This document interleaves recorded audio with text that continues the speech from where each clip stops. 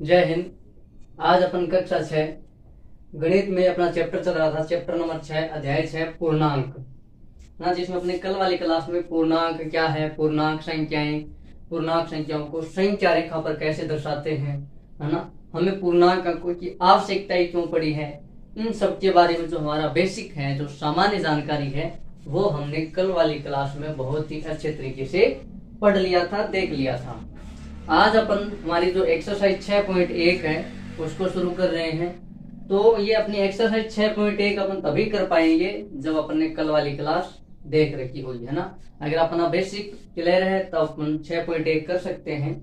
तो चलिए शुरू करते हैं। अपनी बुक, अपनी किताब को अपने पास रखिए और एक्सरसाइज 6.1 उसमें ओपन कर लीजिए।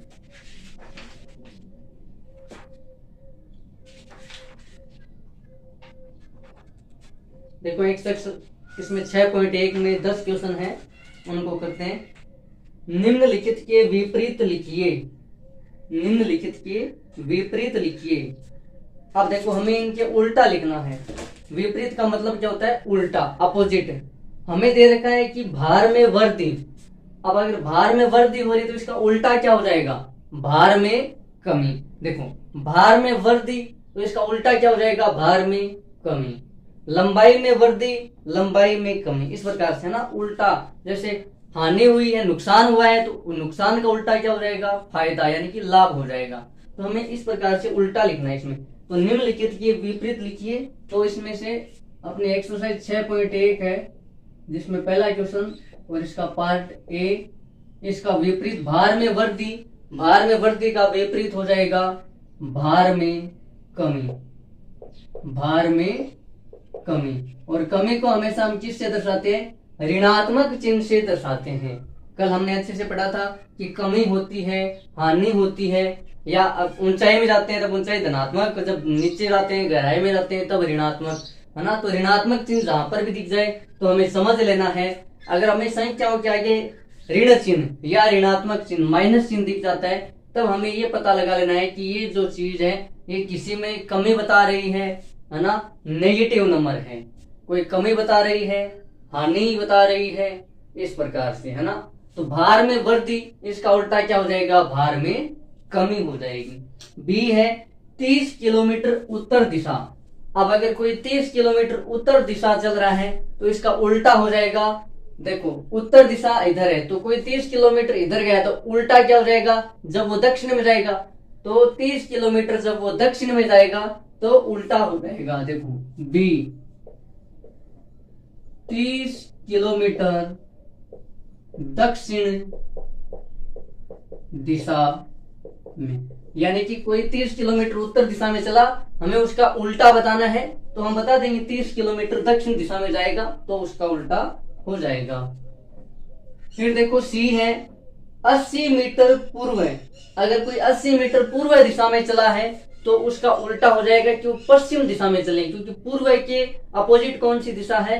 पश्चिम दिशा है। तो उसको 80 मीटर पश्चिम दिशा में चलना होगा। 80 मीटर पश्चिम, 80 मीटर पश्चिम। अगर कोई 80 मीटर पूर्व में है तो उसका उल्टा हो जाएगा 80 मीटर पश्चिम। फिर है 700 की हानि, यानी कि 700 रुपए की क्या हुई है? हानि हुई है। तो अब हानि का उल्टा क्या होता है? लाभ, यानी कि 700 की हानि हुई तो उल्टा क्या हो जाएगा? 700 का लाभ, 700 रुपए का लाभ। जस्ट हमें क्या लिखना है? अपोजिट लिखना है। जैसे अपन अपोजिट लिखते हैं ना विलोम शब्द हिंदी में, दिन का रात, वैसे ही यहाँ पे लिखना है ना। ठंडे का गर्म। अब देखो अगला है समुद्र तल से 1000 मीटर ऊपर। अब समुद्र तल का मतलब क्या है? मतलब ये है कि समुद्र का पानी जिस स्तर पर है वो है समुद्र का तल। अब इससे अगर अपन समुद्र तल से ऊपर जाएंगे तो ऊंचाई, और अगर हम समुद्र तल से नीचे यानी कि पानी में जाएंगे तब वो हो जाएगी गहराई। वे बोल रहे हैं समुद्र तल से ऊपर, तो हमें इसका अपोजिट लिख देना है समुद्र तल से नीचे 100 मीटर।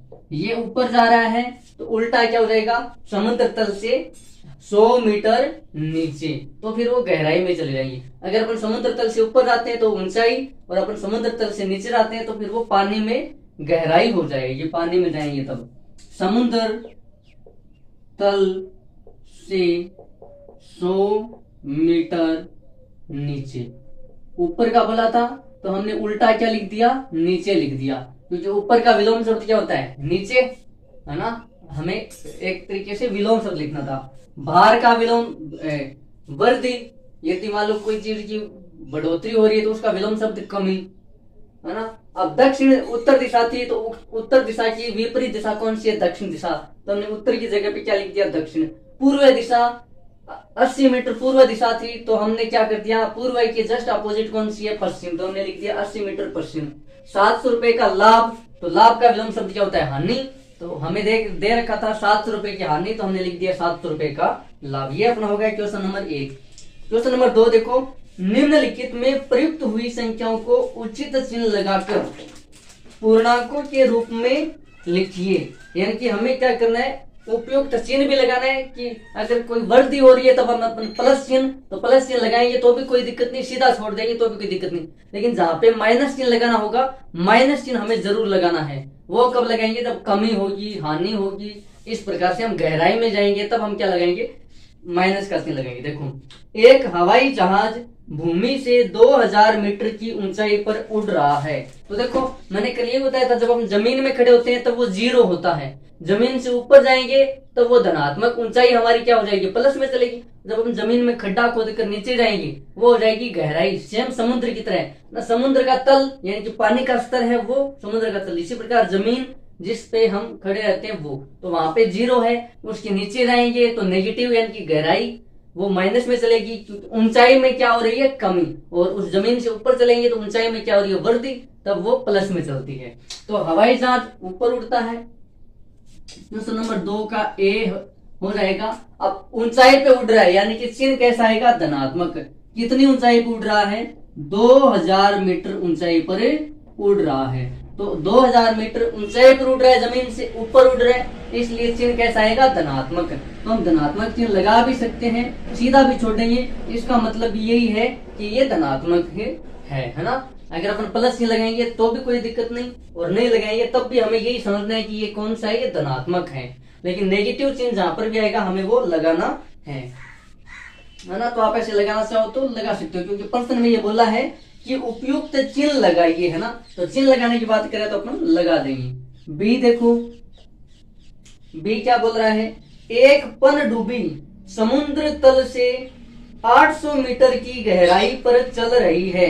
अब पनडुब्बी क्या होती है, तो समुद्र के अंदर ही चलती है, पानी में चलती है। अब गहराई में चल रही है तो सब मैंने अभी बताया, देखो समुद्र तल से ऊपर प्लस में, समुद्र तल से नीचे गहराई आ जाएगी, वो किस में चलती है, माइनस में। तो समुद्र तल से नीचे चल रही है कितने मीटर, 800 मीटर। अब समुद्र तल से नीचे इसलिए किस में आ जाएगी, माइनस में आ जाएगी, -800 मीटर वो समुद्र तल से क्या चल रही है, गहराई में चल रही है। फिर देखो, खाते में 200 रुपए जमा कराना, यानी कि हमारा जो अकाउंट है उसमें हमने 200 रुपए जमा करवा दिए। मान लो आपके खाते में पहले से, आपके बैंक अकाउंट में आपके पास पहले से 1000 रुपए हैं। कितने रुपए हैं, 1000 रुपए। अब आपने 200 रुपए और लिए और वो आपने अपने बैंक अकाउंट में जमा करवा दिए। तो 1000 पहले से थे, 200 रुपए और जमा कर दिए तो ये 1200 हो गए। क्या हुई है, वृद्धि हुई है, कमी थोड़ी हुई है। पहले 1000 थे, फिर 200 आपने और डाल दिए तो फिर क्या हो गई, वृद्धि हो गई। तो ये जो सी वृद्धि, और वृद्धि होने के लिए अपन क्या लगाते हैं, प्लस चिन्ह, तो प्लस 200 लगा देंगे, प्लस 200 यानी कि 200 रुपए की क्या हो गई है, वृद्धि हो गई है। डी देखो, और अगर अपन देखो, ये तो है कि अपन जब बैंक अकाउंट में जमा करवाते हैं तब वृद्धि होती है।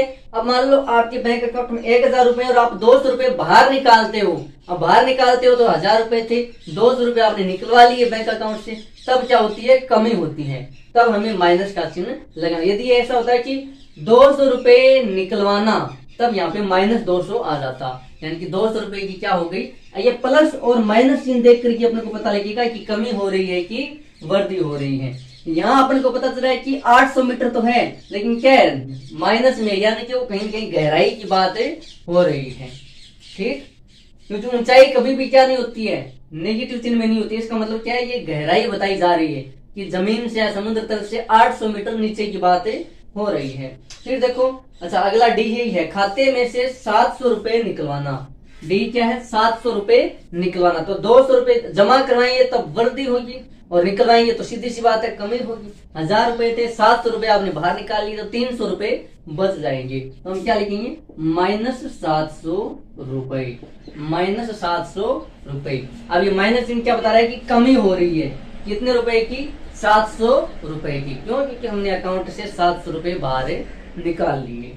इस प्रकार से क्वेश्चन नंबर 3 देखो, निम्नलिखित संख्याओं को संख्या रेखा पर निरूपित कीजिए। देखो मैंने कल आपको बताया था कि हमारे पास ऐसा क्वेश्चन भी आएगा, हमें संख्या रेखा पर भी दर्शाना होगा।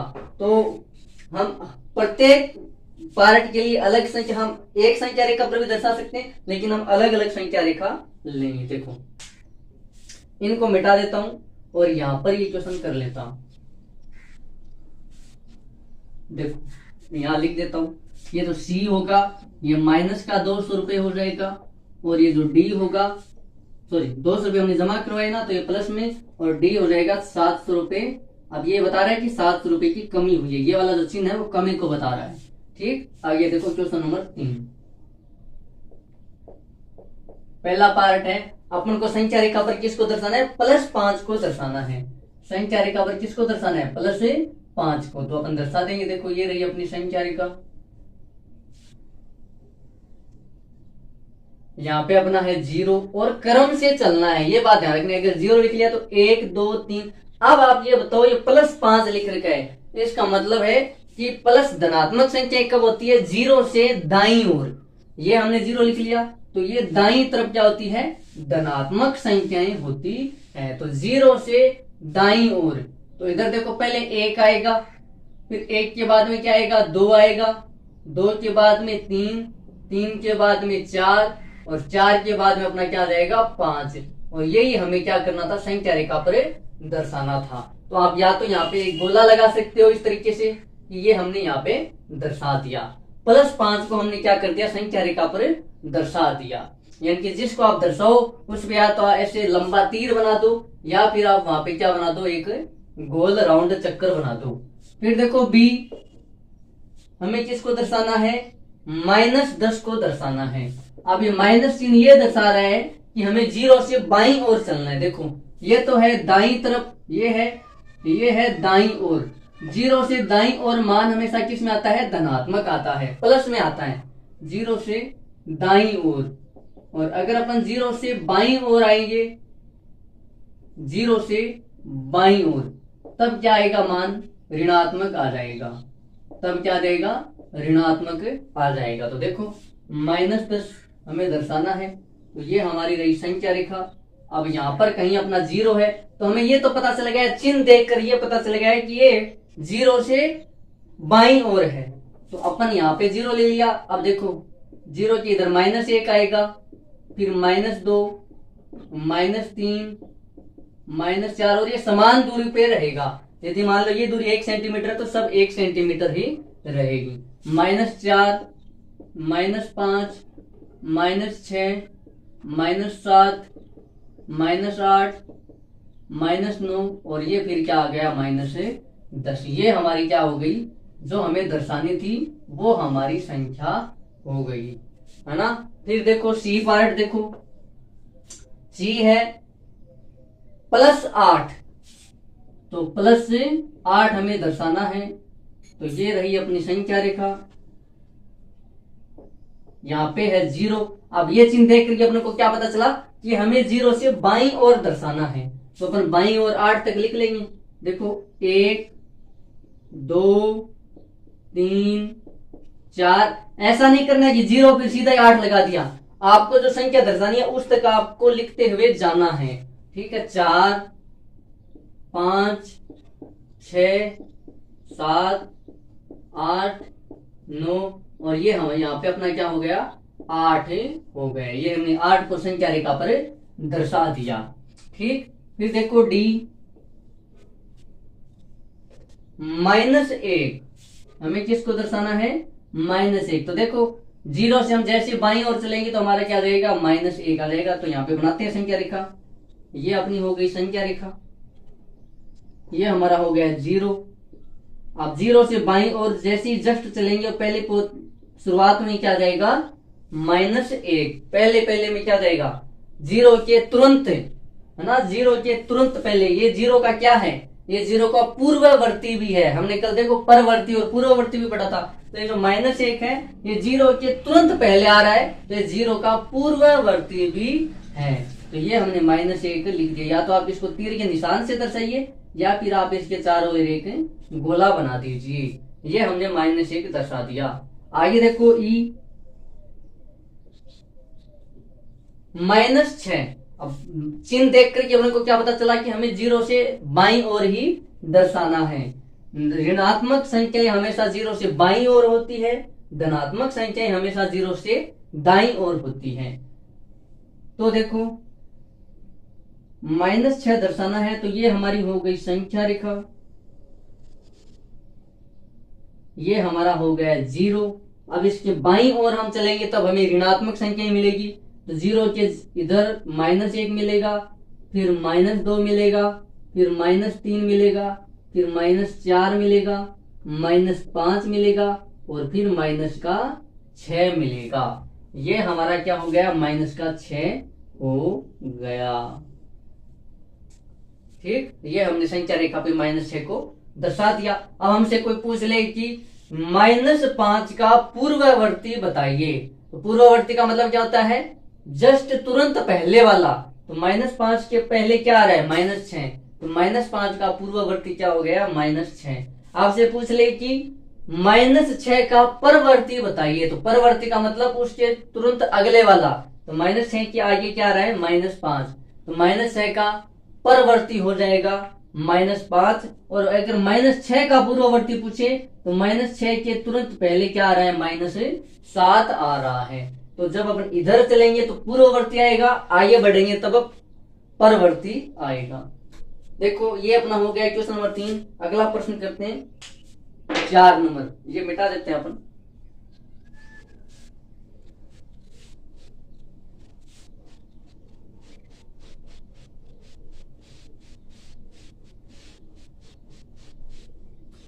जिसने कल वाली जो क्लास अच्छे से देख रखी है उसको जरा सी भी दिक्कत नहीं आएगी।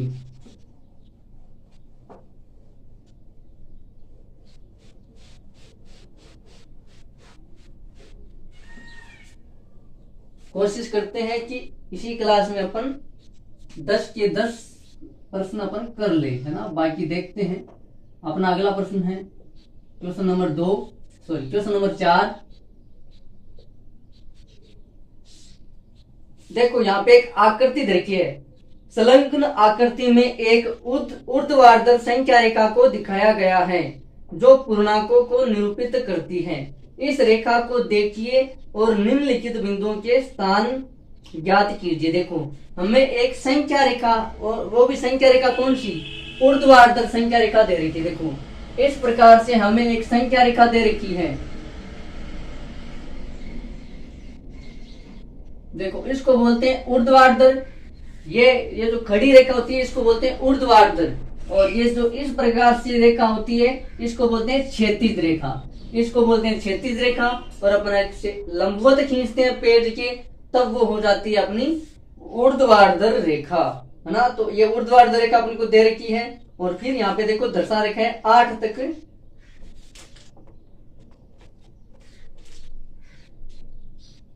देखो अगर मान लो ये अपना क्या है, 0 है, तो यहाँ पे 1 2 3 4 5 6 7 और 8।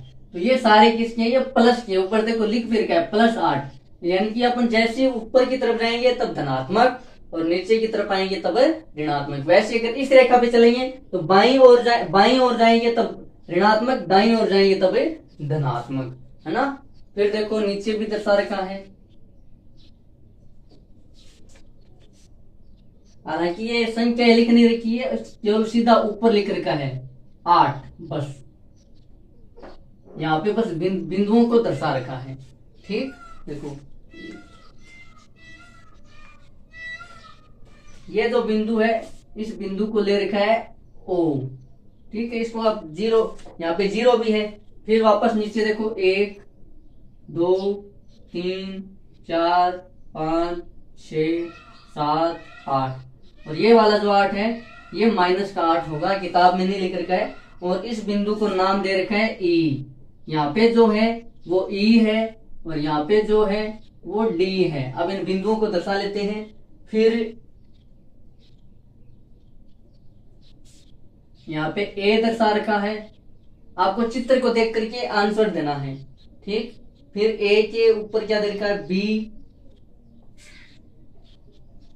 और बी के तुरंत बाद दे रखा है सी।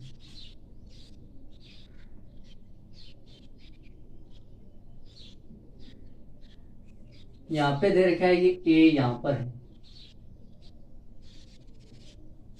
और बी कहां पर है, यहाँ पर, और सी कहां पे है, यहाँ पर।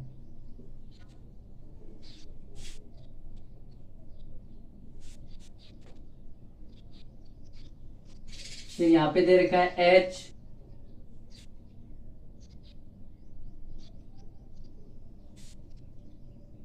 यहाँ पे दे रखा है जी,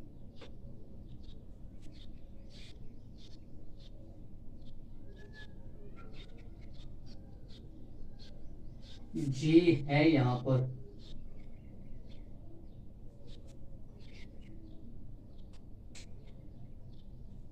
फिर यहाँ पे दे रखा है एफ। देखो 1 2 3 4 5 6 7 8, एच 1 2।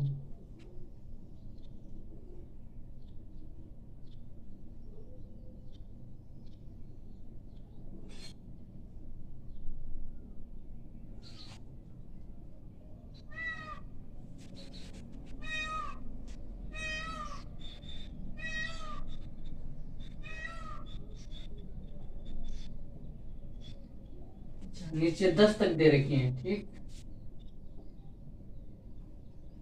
यहां पर है ई।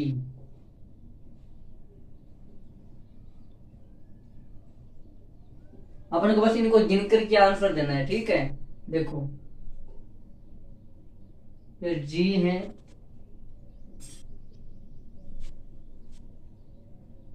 यहां पर है जी, और जी के जस्ट आगे एक छोड़ करके एफ। ये वाली अपन को संख्या रेखा दे रखी है। ठीक, अब देखो क्वेश्चन नंबर 4 है, हमें पढ़ करके आंसर देना है। पहला पार्ट है ए है, यदि बिंदु डी पूर्णांक +8 है तो -8 वाला बिंदु कौन सा होगा। देखो ये जो डी है ये यहाँ पे +8 वाला है, तो हमें -8 गिन करके बताना है कि कौन सा बिंदु आएगा। तो देखो यहाँ पर आएगा -1, मैं देखो ये दर्शा देता हूँ, +1 +2 +3 +4 +5 +6 +7 और +8। फिर यहाँ पे 0 से नीचे की तरफ आएंगे तो -1 -2, और यहाँ पे अपना क्या है, 0 है। और ये जो बिंदु कौन सा है, ये ओ बिंदु है। -2 -3 -4 -5 -6 -7 -8 -9 -10। अब हमें बताना है -8 पे कौन सा बिंदु आ रहा है, तो -8 पर एफ बिंदु आ रहा है। एफ बिंदु -8 पे कौन सा है, -8 पर एफ बिंदु है। ये अपना हो गया। फिर देखो बी, अब हमें इसको देख करके सारे आंसर देने। बी देखो, क्या जी एक ऋणात्मक पूर्णांक है या धनात्मक है। तो हमें देखना है जी किधर है। जी अगर 0 से ऊपर है, क्योंकि 0 से ऊपर वाले धनात्मक है, 0 से नीचे वाले ऋणात्मक है, तो जी तो यहाँ पर है। तो ये जी क्या है, एक ऋणात्मक है, और ऋणात्मक में भी कौन सा, -6। तो जी एक ऋणात्मक पूर्णांक है। जी कैसा है, ऋणात्मक पूर्णांक है। फिर देखो सी, बिंदु बी और ई के संगत पूर्णांक ज्ञात कीजिए। तो हमें देखो बी से ई तक चलना है। बी से ई तक हमारे पास संगत कितने पूर्णांक है, देखो ये रहा बी। बी से देखो 1 2 3 4 5 6 7 8 9 10। तो बी से ई तक कितने आए हैं? 10 आए हैं। बी से ई तक कितने हैं? 10 है। तो इसमें से देखो +4 तो किसमें है? इधर ऊपर की तरफ देखो 1 2 3 4, 4 तो है धनात्मक वाले, और फिर देखो 1 2 3 4 5 6, 6 है ऋणात्मक वाले। 6 क्या है? ऋणात्मक पूर्णांक। यानी कि 4 तो इसमें बी और ई के बीच में 4 तो है धनात्मक पूर्णांक, और 6 क्या है? ऋणात्मक पूर्णांक है। 6 ऋणात्मक पूर्णांक है। अगर इनसे पूछे कि टोटल कितना बचेगा, तो देखो ये 4 है, वो 6 में से निकल जाएगा, तो हमारे पास -2 पूर्णांक इधर ज्यादा बचेंगे, क्योंकि इधर ज्यादा पूर्णांक है, ऋणात्मक वाले धनात्मक वाले कम है। तो धनात्मक पूर्णांक 4 है, ऋणात्मक पूर्णांक 6 है। आइए देखो डी।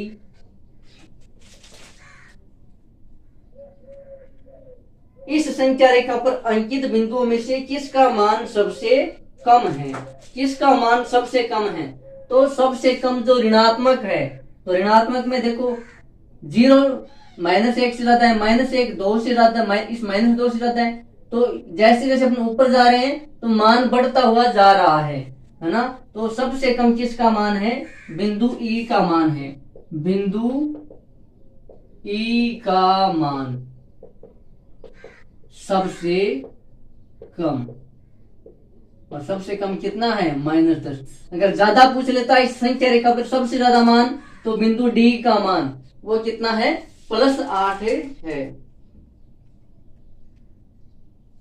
फिर देखो सभी बिंदुओं को उनके मानों के घटते हुए क्रम में लिखिए। हमें किस क्रम में लिखना है? देखो हमने पीछे की क्लासों में आरोही और अवरोही क्रम पढ़ा था।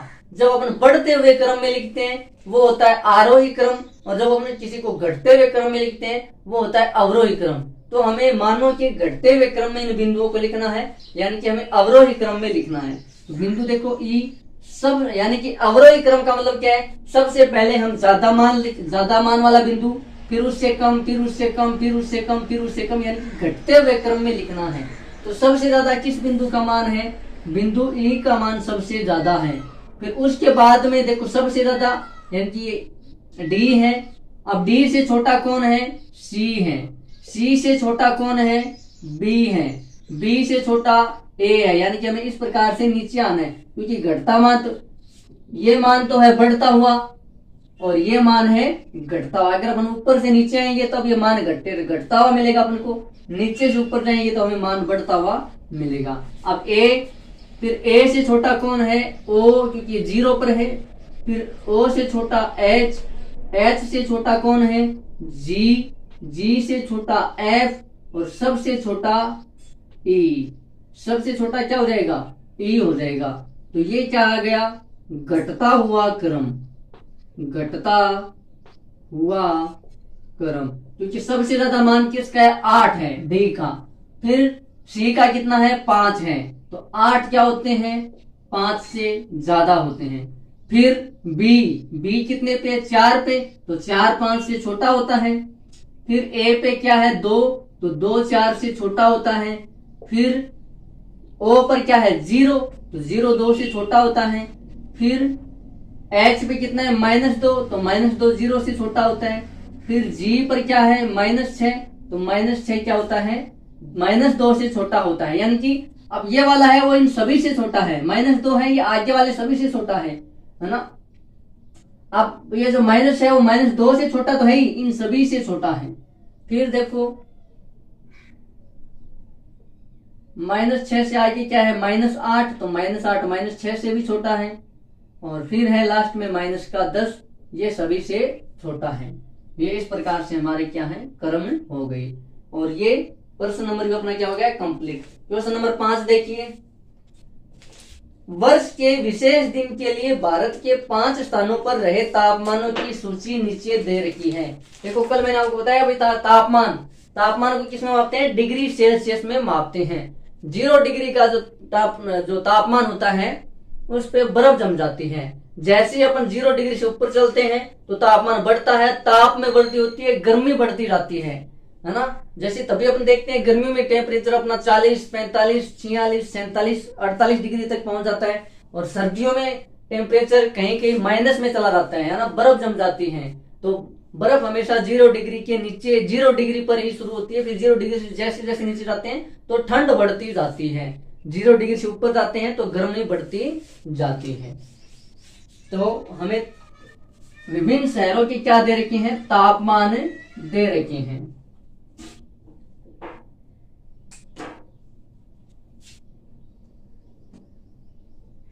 क्वेश्चन नंबर 5,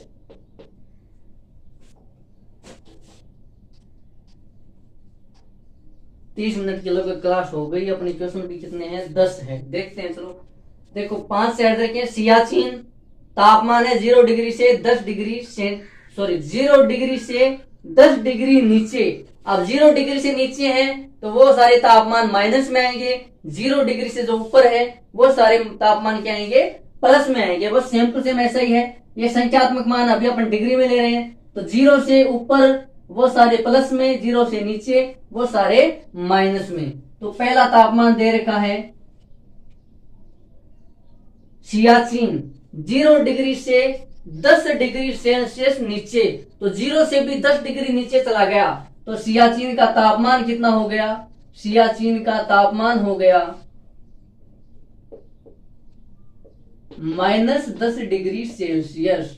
क्योंकि 0 से भी 10 नीचे है, तो 10 नीचे है, 0 से नीचे होगा ऋणात्मक चिन्ह आएगा।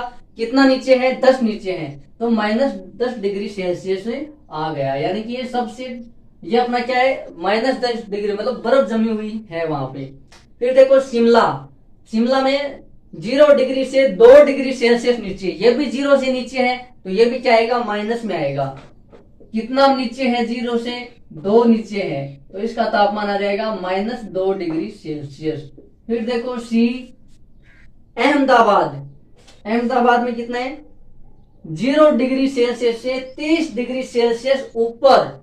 इस बार क्या है, 0 से ऊपर है तो मान किस में आएगा, धनात्मक आएगा। मान कैसा आ जाएगा, धनात्मक आ जाएगा। तो अहमदाबाद का आ जाएगा प्लस का 30 डिग्री सेल्सियस। ये प्लस चिन्ह ये दर्शा रहा है कि तापमान है वो अधिक है। कितना, 0 से अधिक है, और कितना अधिक है, 30 अधिक है, ऊपर है। ये मैंने आपको पहले बताया, नीचे के लिए ऋणात्मक, ऊपर के लिए धनात्मक, अधिक के लिए भी ऋणात्मक, कम के लिए अधिक के लिए धनात्मक, कम के लिए ऋणात्मक, वृद्धि के लिए धनात्मक, कमी के लिए ऋणात्मक। इस प्रकार से अपन चलते हैं। फिर देखो डी, डी है दिल्ली, और दिल्ली में है 0 डिग्री सेल्सियस से 20 डिग्री सेल्सियस ऊपर। यहाँ पर भी ऊपर है, यानी कि तापमान किस में आएगा, धनात्मक आएगा। तापमान कैसा आएगा, धनात्मक आएगा। तो दिल्ली का तापमान हो जाएगा 20 डिग्री सेल्सियस। ऊपर का मतलब चिन्ह प्लस में आएगा, और कितना ज्यादा है, 20 है। फिर देखो ई, श्रीनगर। अब श्रीनगर 0 डिग्री से 5 डिग्री सेल्सियस नीचे। नीचे का मतलब क्या है, माइनस में आएगा। कितना नीचे है, 0 से 5, तो तापमान क्या हो जाएगा, -5 डिग्री सेल्सियस। ये अपने क्या हो गया, अपने रिक्त स्थान हम भर दिए। ये लो, ये अपने क्या हो गए, रिक्त स्थान। अब देखो हमें 3-4 अभी प्रश्न तो अभी पूछ रखे हैं, ये तो हमसे रिक्त स्थान भी भरवा लिए, और आप इनको देख करके अपन को प्रश्नों के उत्तर देना है। पहला देखो ए पार्ट है, इन स्थानों के तापमानों को पूर्णांकों के रूप में रिक्त स्तंभ में लिखिए। तो ए पार्ट तो हमने कंप्लीट कर दिया कि हमने रिक्त स्थानों में इन तापमानों को पूर्णांक के रूप में, ये जो है ना, ये जो हमने लिखे है ना, ये 10, 2, 30, 20, 5, ये पूर्णांक है, और पूर्णांक धनात्मक और ऋणात्मक के रूप में होते हैं। ये हमने कल परिभाषा पढ़ी थी। ऐसी संख्याएं जो धनात्मक भी होती है, ऋणात्मक भी होती है, और उसमें 0 भी शामिल होता है। बी पार्ट देखो, बी है, निम्नलिखित संख्या रेखा डिग्री सेल्सियस में तापमानों को निरूपित कीजिए। तो हमें देखो ये जो तापमान है वो संख्या रेखा में दे रखी है, देखो 25 से 40 तक दे रखी है। तो हमें हमारे पास जो तापमान आए हैं उन तापमानों को दर्शा देना है संख्या रेखा पर। तो देखो ये हमारी हो गई संख्या रेखा, यहाँ पे है 0, फिर इधर देखो -1, -2, -3, -4, -5, -6, -7 -8 -9 -10। ये तो हम संख्या रेखा हमारी क्या पड़ रही है यहाँ पर, तो छोटी पड़ रही है। चलो इस बी वाले पार्ट को यहाँ पर करवाता हूं, या इसको हटा देते हैं। देखो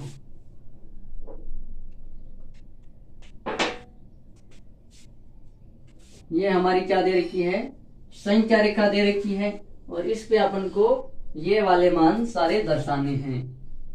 तो यहां अपना हो जाएगा 0, इधर -1 -2 -3 -4 -5 -6 -7 -8 -9 -10 -11 -12 -13 -14 -15 -16 -17 -18 -19 -20 -21 -22 कहाँ तक अपना, ज्यादातर माइनस में 10 तक की है, तो इतना आगे अपन को जाने की जरूरत नहीं है। -24 -25, इधर अपना देखो 30 तक है।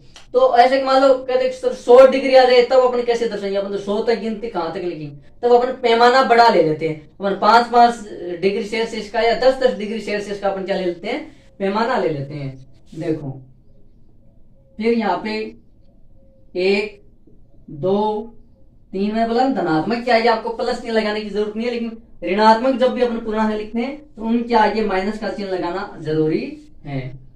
4 5 6 7 8 9 10 11 12 13 14 15 16 17 18 19 20 21 22 23 24 25 26 27 28 29 और ये अपना क्या हो गया 30, और आगे चलता रहेगा, है ना। तो ये अपना 0। अब हमें ये वाले तापमान सारे दर्शा देने, राउंड कर देंगे अपन। -2 डिग्री सेल्सियस, तो ये रहा -2 डिग्री सेल्सियस। और ये तापमान किसका है, ये शिमला का तापमान है। ये किसका तापमान है, ये शिमला का तापमान है। फिर देखो -10 डिग्री, फिर -5 डिग्री, तो ये रहा -5 डिग्री, -5 डिग्री। ये किसका तापमान है, ये श्रीनगर का तापमान है। ये किसका तापमान है, ये श्रीनगर का तापमान है, -5 डिग्री सेल्सियस, और ये है -2 डिग्री सेल्सियस। फिर है -10 डिग्री सेल्सियस, ये रहा -10 डिग्री सेल्सियस, और ये किसका तापमान है, ये सियाचिन का तापमान है। सियाचिन का तापमान कितना है, -10 डिग्री सेल्सियस। फिर देखो 20 डिग्री सेल्सियस, तो ये रहा अपना 20 डिग्री सेल्सियस, और ये तापमान किसका है, ये दिल्ली का तापमान है। ये कहाँ का तापमान है, दिल्ली का। कितना है, 20 डिग्री सेल्सियस। प्लस लगा भी सकते हैं, नहीं लगाएंगे तो भी कोई दिक्कत नहीं है। और ये 30 डिग्री सेल्सियस, ये वाला तापमान किसका है, ये अहमदाबाद का है। और कितना है, 30 डिग्री सेल्सियस। तापमान को अपन डिग्री सेल्सियस में मापते हैं। फिर देखो सी, कौन सा स्थान सबसे ठंडा है, तो ठंडा जिसका तापमान माइनस में सबसे ज्यादा होगा। यानी कि देखो ये माइनस में, अगर अपन ऐसे इनको हम 2 तरीके से बोल सकते हैं। माइनस में सबसे ज्यादा, ये वाले माइनस में अपन ऐसे अगर संख्या रेखा की बात करेंगे, तो जिसका तापमान सबसे कम है वो सबसे ठंडा। तो सबसे ज्यादा तापमान ऐसे तो आप कहते हो ये 2 है, लेकिन 2 से भी छोटा क्या है, -10 है। अपन जब इधर आएंगे तो 2 से भी छोटा ये -10 है, वो 2 के बाईं ओर स्थित है, और बाईं ओर स्थित होता है वो छोटा होता है। तो सबसे छोटा क्या है यहाँ पे, -10 है। तो अपना ये वाला पार्ट अपना बी है। सी पार्ट हो जाएगा, सियाचिन सबसे ठंडा है। सियाचिन सबसे ठंडा, क्योंकि इसमें तापमान कितना है, -10 डिग्री सेल्सियस है और वो सबसे कम तापमान है। ये जो तापमान है ये सबसे कम तापमान है जितना अपन को दे रखा है उस सब में, सबसे कम तापमान। यानी कि अपन जैसे जैसे संख्या रेखा पर बाईं ओर आते जाएंगे तो मान कम होते जाएंगे, जैसे जैसे अपन अनंत तक जाएंगे वैसे वैसे कम होते रहेंगे। फिर देखो डी है, उन स्थानों के नाम लिखिए जिनका तापमान 10 डिग्री सेल्सियस से ऊपर है। तो 10 डिग्री सेल्सियस से देखो, एक तो दिल्ली का अधिक है और एक अहमदाबाद का अधिक है। देखो 10 डिग्री सेल्सियस, तो 10 डिग्री सेल्सियस से, और वो 10 भी कौन सा, प्लस वाला है, तो 10 डिग्री सेल्सियस से दो शहरों का तापमान अधिक है, अहमदाबाद